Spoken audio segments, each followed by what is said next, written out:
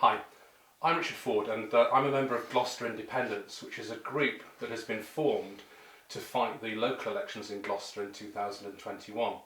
And the reason that we're doing that is because we don't feel the people in Gloucester are being properly represented at the moment by the three established parties. The Conservative Party have been in power in Gloucester City Council and Gloucestershire County Council for decades. There's no real challenge to them from the Labour and Lib Dem opposition.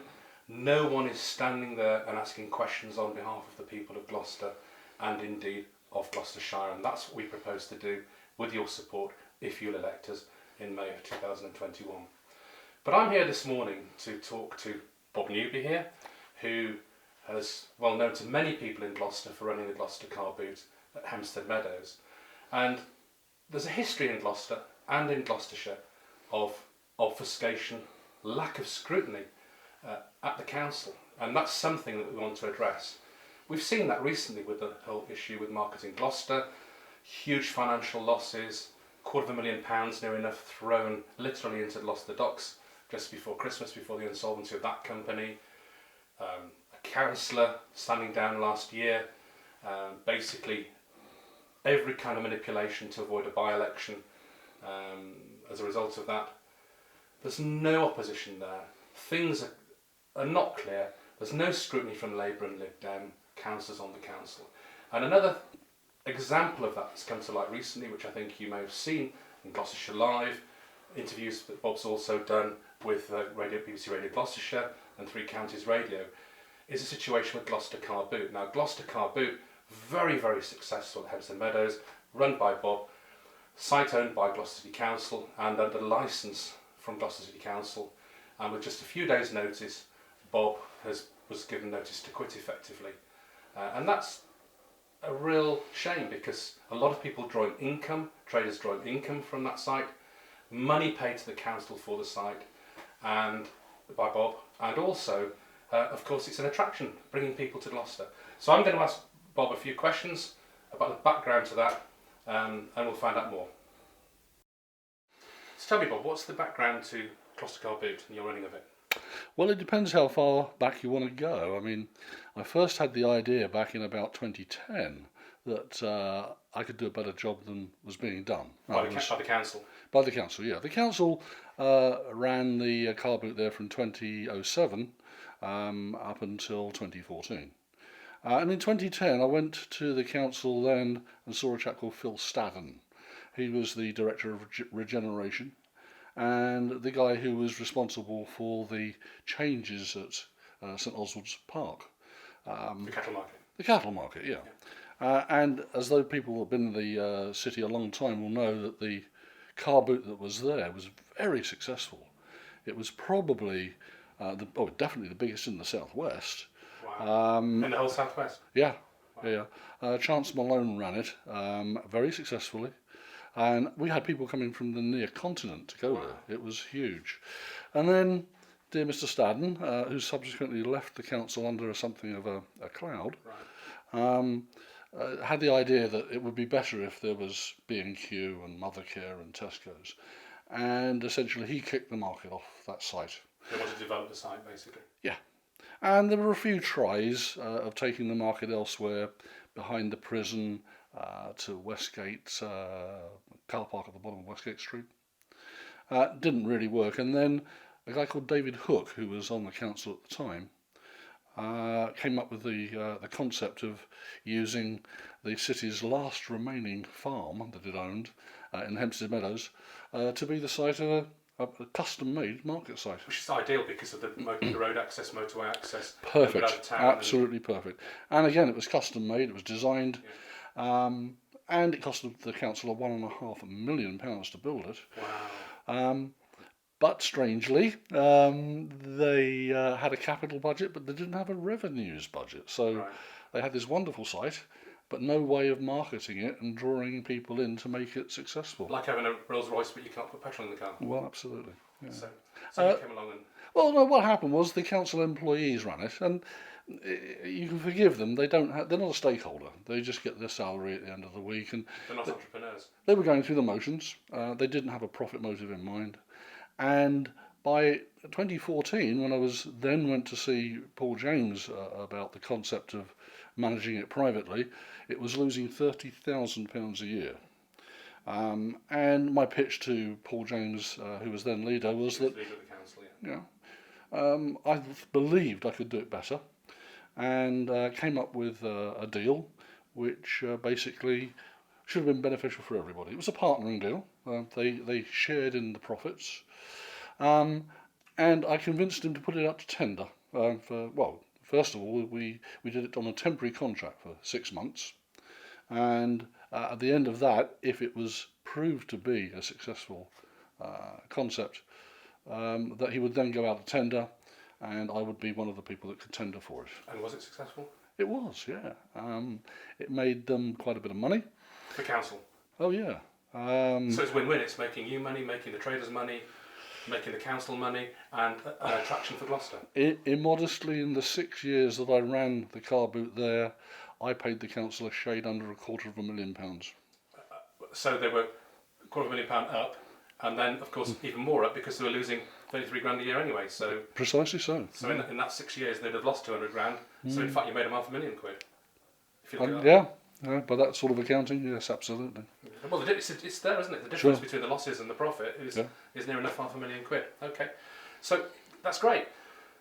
You're making money for you, for them, for the traders, bringing people to Gloucester, and yet back on a few weeks ago on the 31st of May, they suddenly stopped you doing that. Yeah, I mean, the background to that, my original contract with the council was for 3 years. Yeah. When that came to an end, the council came to me and said, look, Bob, we haven't got anything else planned yet. We don't want to re-tender right now. It's a expensive, lengthy process. And it's working. And it's working. So if it ain't broke, don't fix it. Absolutely right, yeah. So would you mind carrying on for 12 months? So I did. And 12 months later, it was, can you carry on for 6 months? So it's like a rolling contract. So coming into 2020, in about February, March time, I was saying to the council officers, look, my contract is coming up on the 31st of May. We need to think about what we do beyond that. And I had an email from the markets officer at the City Council on the 8th of April saying, look, yep, absolutely no reason why we shouldn't be talking to you about what we do beyond the 31st of May. So despite the COVID business, they were still happy to renew and to carry on. Well, the COVID business didn't get announced until after we were gone. So on the 8th of April, he sent me an email saying, we will talk to you about what happens before. And I thought, well, fine, it's going to be the same as it ever was. We just carry on extending. Yeah. So I didn't need to do anything. I blithely believed that it was business as usual. But then on the 27th of May, I get another email from him saying, sorry, we're not going to allow you to carry on after the 1st of June, which was a bit of a surprise. They wouldn't tell me why. They just said there were developments which would be made known in due course, and quite simply said, tell your traders not to bother to turn up. You're closed. With how many days' notice? 2 working days. So a long-established operation that's making money. By the COVID thing, what I meant wasn't the use as a COVID site. What I meant was, despite the lockdown in general, they were happy to renew. As I understand it now, they're saying they're going to use the site for a COVID testing station. That's right. That didn't come out until the 2nd of June. Right. And oddly enough, not all of the councillors knew that was happening until they read it in the press. Isn't that interesting? I think that's a general problem in Gloucester. As I touched upon earlier, there are several things, marketing Gloucester, acquisition of and disposal of big capital interests that are owned by the city, and there's no opposition, particularly from Labour and the Lib Dems, and even the Conservative councillors who are not members of the Cabinet don't appear to know. And I think that's the reason why we're here, really, and why we want to stand as Gloucester Independents, to try and be the ones who ask those questions, because nobody else seems to want to do so. And to treat somebody like yourself, who's brought so much money to the city, business to the city, not just the direct fees to the council, but I can't believe when people are going to Gloucester, they're not going elsewhere in Gloucester and spending money to the benefit of the whole city. It just seems a shabby way to deal with someone. Well, you're absolutely right, Richard. I mean, the 2 boots that we run on Wednesdays and Sundays used to attract people from Nottingham, from Newcastle, Exeter, Oxford, Hereford, Cardiff.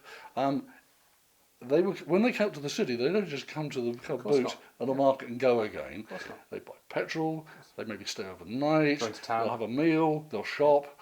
No, it was... Get on the quays and spend some money, or into town and spend Of course, some... yeah. I think that's absolutely right.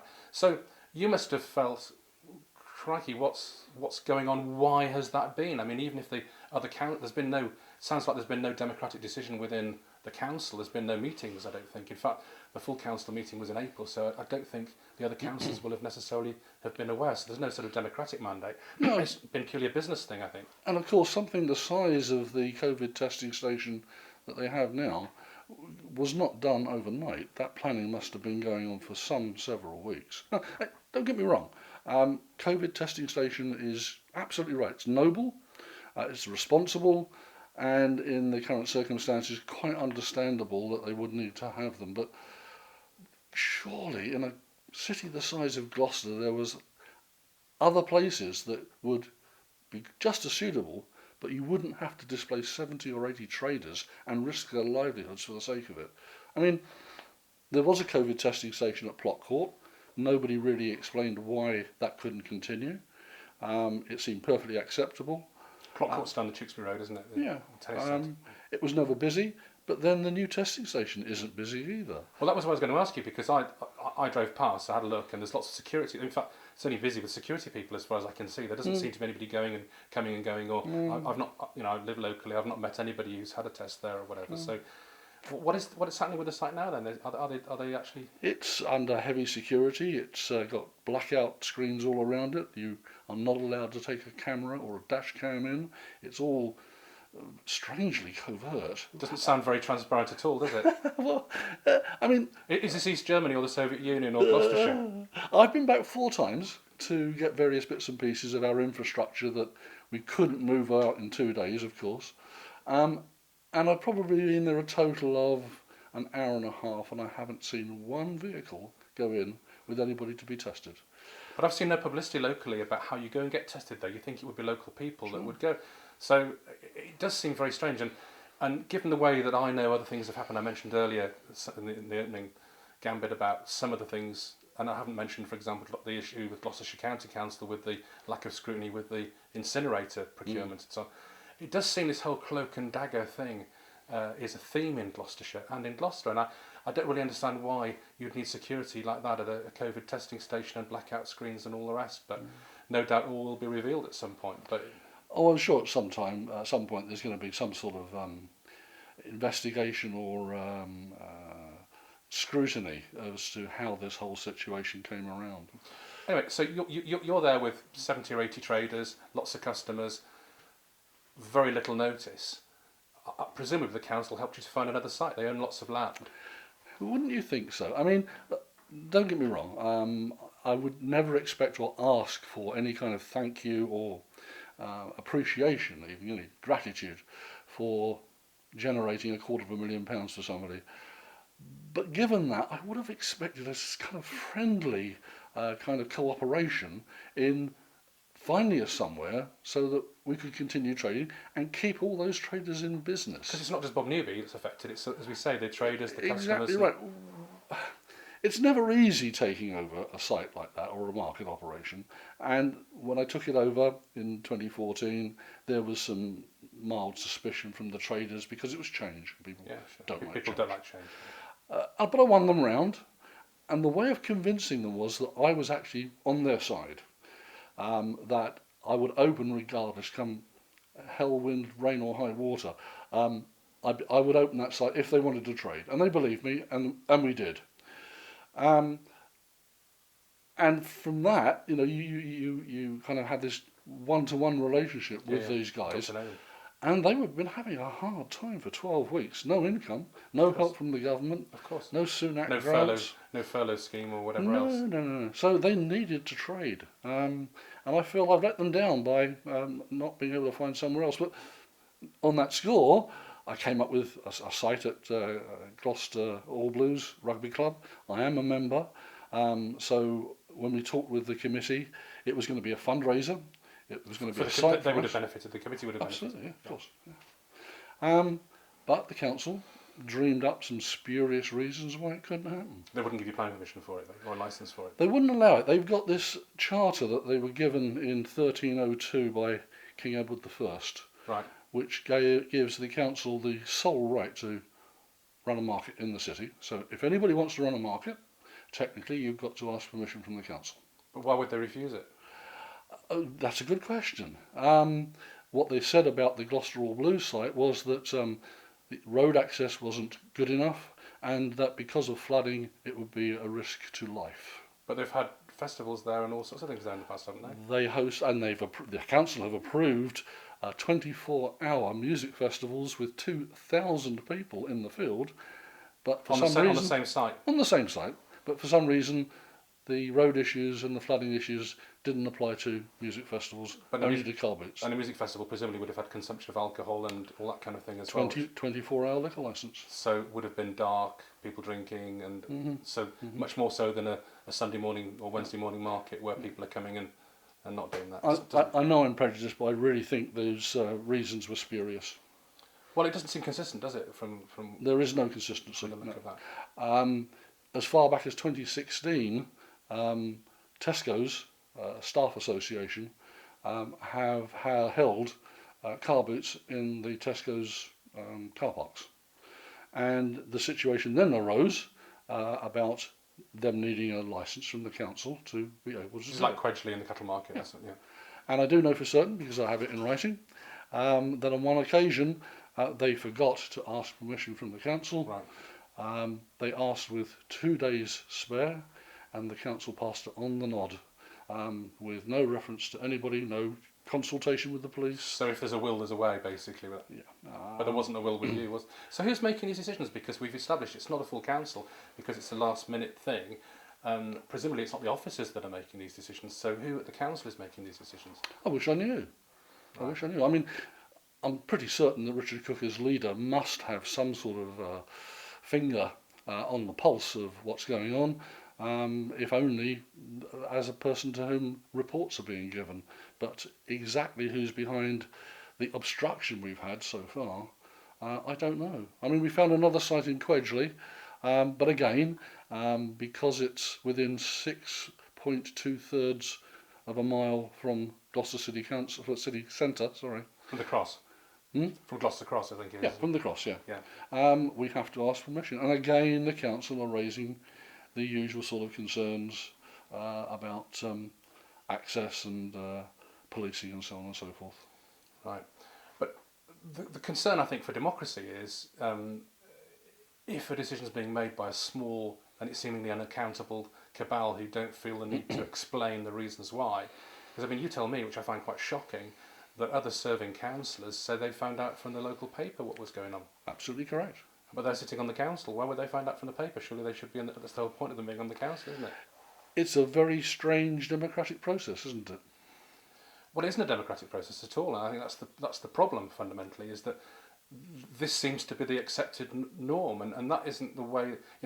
People that are elected should have a democratic mandate. They should have accountability, and we're finding that there just seems to be an acceptance that these decisions are made, and questions are raised, no true answers are given, and then it's all shoved under the carpet, and you move on.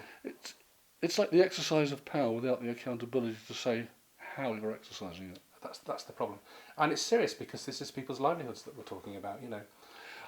Absolutely, all the way along the line, my argument has been there must surely be sites equally as big, equally as available, that wouldn't displace 70 or 80 livelihoods. Well, I think that there are sites. Let's be honest, around Gloucester there are sites available. Well, at St Oswald's Park there is a park and ride site which was created by the council, leased to Tesco's, that has now been empty for 4 years. So that could equally have been used. 200 car spaces. It's sitting there now. The only time it's ever used is for 2 weeks at the beginning of December to park coaches for the keys.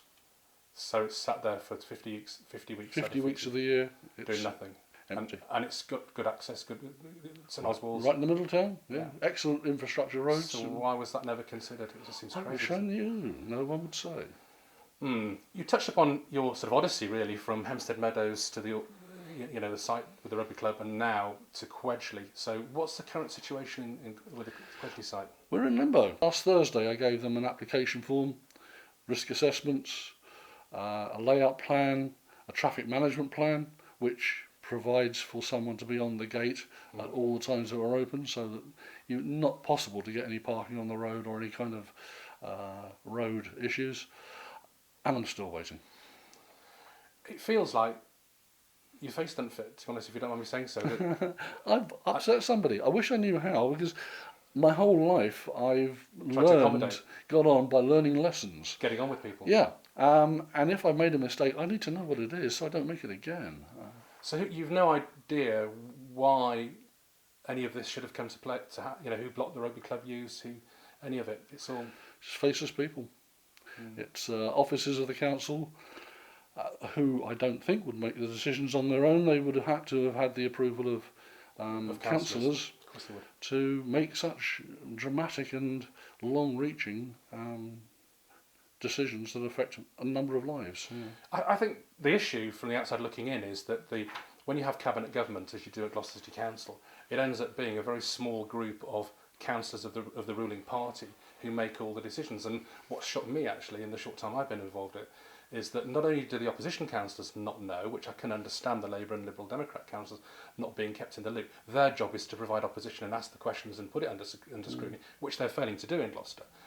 But even the ruling Conservative group, even councillors of the ruling Conservative group, as you touched upon as well, who are not in the cabinet, are kept in the dark as much as the Labour and the Lib Dems. So, and of course, power corrupts, absolutely. I'm not saying anyone's corrupt, of course not. But the fact is, when it's a very small number of people who become less and less accountable on major decisions affecting the city, obviously the car boot being one, and I think that is a major decision, with no real recourse to scrutiny. And that's why we wanted to get elected, because sure as hell, if we were there, we would be asking those questions at the council, which nobody else seems to be doing.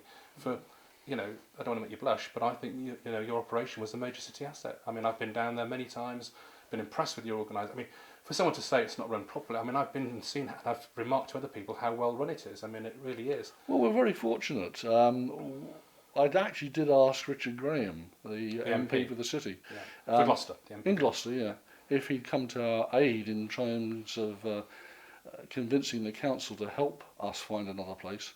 I'm sure he would have done that. Yeah, I did, but he was briefed incorrectly by somebody on the council. He wrote back saying, "Let's not deceive ourselves, Bob. You were never really a market." Now, tell that to the people that run the meat wagon, the fruit and vegetable sellers, the dry goods vendors, the dozens of other genuine market traders with street licences, that it's not a real market. I mean, Richard Graham, the Gloucester MP, presumably he's been there and seen with his eyes. I wish he had. He hasn't. So no. He's relying on third parties. Oh yeah, and he accused us of mismanaging the day on the 22nd of March, wherein in fact we had pretty extensive COVID precautions in place. This is the beginning of the lockdown, basically. This is before the lockdown. Before the lockdown. We were asked the day before we were going to be trading on the 22nd by Richard Cooke, the council leader, not to open the next day. He phoned me at 8:30 in the evening of the day before and said, "Bob, please don't open tomorrow." This is 8:30 on a Saturday night? Yeah. Just before I went to bed. Because you have to get up at the crack of dawn to go down to the market. Oh, we're up at 3 a.m. Exactly. Yeah. So. And I tried to explain to Richard then that, we had... To Richard Cooke, sorry. Richard Cooke, yeah. I tried to explain to him then that we had 58 bookings for the next day. How would you get in touch with them? Exactly. They'd paid in advance. Some of them were coming from Nottingham. Some of them were coming from Birmingham and Coventry. The meat man comes from Coventry. I know, I've seen him down there. Yeah. There's no way I could have contacted them. They only, had I not been able to convince Richard to have a rethink and acquiesce, would be to have gone down there at 4 a.m. in the morning and turned people away, which was... And they've driven from Nottingham, they wouldn't be very happy about that. Hundreds of miles, yeah. 6 o'clock on a Sunday morning. So let me this right. So the leader of the council rang you at 8:30 on a Saturday night to ask you to tell you not to open at 5 o'clock on a Sunday. 4 a.m. the next day. Yeah. And he expects you to be able to get hold of everyone and Well, that's crazy, isn't it? But you did actually open on that day, did you? We opened that day. It was very successful. We socially distanced everybody. We split the stalls apart so there was good flows. Fortunately, Gloucestershire Live came down that day because That's the local press. they'd picked up on the rumbles and the rumours of what was going on, and they took extensive photographs of our COVID precautions. So we were able to prove to one and all that it was not a risky event. So you comply with every piece of legislation, Absolutely. social distancing and hand cleansing and all the rest of it. Well, that's really it. So here we are. Bob still hasn't got an alternative venue. Hopefully we're coming out of lockdown. Hopefully there'll be no R rate or whatever. But even so, all precautions have been taken. There's been no real explanation yet as to why this major asset for Gloucester has been closed with so little notice. Income for the city directly in form of fees, income for the traders, and something for people to come to Gloucester to see and spend money in the city. No help in finding an alternative site, and indeed hindrance, frankly, by the sounds of it, in finding alternative sites. And I think the most important, all of it's important, all of it's very important, but the most worrying thing is the lack of transparency, the lack of accountability, the lack of scrutiny. Thank you very much. Thank you.